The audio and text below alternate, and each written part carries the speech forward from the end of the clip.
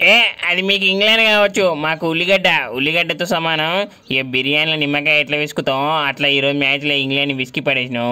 లేకుంటే పోయినసారి వరల్డ్ కప్లో మా ఆమెని ఒక వికెట్ పడకుండా గెలుస్తారు వాళ్ళు. ఈ లెక్క సరిపోయింది వాళ్ళకి ఈరోజు మ్యాచ్తోన.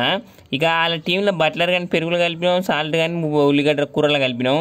ఇక మొత్తానికి అయితే ఇంగ్లాండ్ ఇత్తడి చేసినాం. ఇక మ్యాచ్ సింపుల్గా గెలిచి ఫైనల్కి పోయినాం.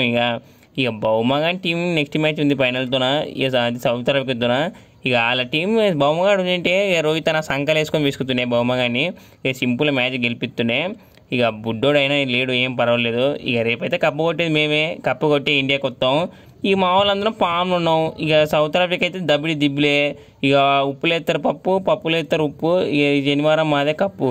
ఇక అందరం గుడికి పోతాం. ఇక లడ్డు ప్రసాదం తెచ్చుకుంటాం.